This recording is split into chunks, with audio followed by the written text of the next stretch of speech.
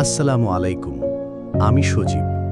এই নামের সঙ্গে জড়িয়ে আছে অনেক স্বপ্ন, সংগ্রাম আর সাফল্যের গল্প। আজ আমি আপনাদের শোনাব আমার জীবনের ছোট ছোট অধ্যায়। আমি মোহাম্মদ সজীব ব্যাপারী। আমার গায়ের রং শ্যামলা এবং আমার উচ্চতা 5 ফুট 7। আমার জন্ম 2004 সালের 12 ফেব্রুয়ারি গাজীপুর সদর উপজেলার ভাওয়াল মির্জাপুর পূর্বপাড়ায়, একটা শান্ত সবুজের ঘেরা গ্রাম। এই গ্রামের মাটিতে আমার শৈশব, কৈশোর এবং স্বপ্নের শেকড় গড়ে উঠেছে। ভাওয়াল মির্জাপুর পূর্বপাড়া আজ শুধু একটি গ্রাম নয়, এটি বাংলাদেশের দ্রুত পরিবর্তনশীল বাস্তবতার এক প্রতিচ্ছবি, যেখানে শ্রম, স্বপ্ন আর শিল্প একসাথে পথ হাঁটে। এই গ্রামে রয়েছে 1 শতাধিকেরও উপর গার্মেন্টস ফ্যাক্টরি।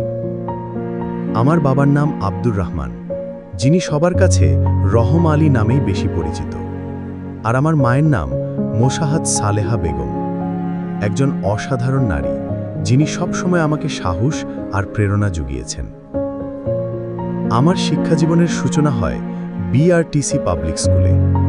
এখান থেকেই আমি 2020 সালে এসএসসি পাশ করি। এরপর উচ্চ মাধ্যমিক শিক্ষার জন্য আমি ভর্তি হই ভাওয়াল মির্জাপুর হাজী জমিরুদ্দিন কলেজে এবং সেখান থেকেই এইচএসসি পাশ করি সফলভাবে। বর্তমানে আমি জাতীয় বিশ্ববিদ্যালয়ে অধ্যয়নরত। আমার বিভাগ সমাজকর্ম বা সোশ্যাল ওয়ার্ক। এই বিষয়ে পড়াশোনার মাধ্যমে আমি সমাজের মানুষ, তাদের জীবনযাত্রা ও সমস্যাগুলোকে গভীরভাবে বোঝার চেষ্টা করছি, যেন একদিন মানুষের কল্যাণে কিছু করতে পারি।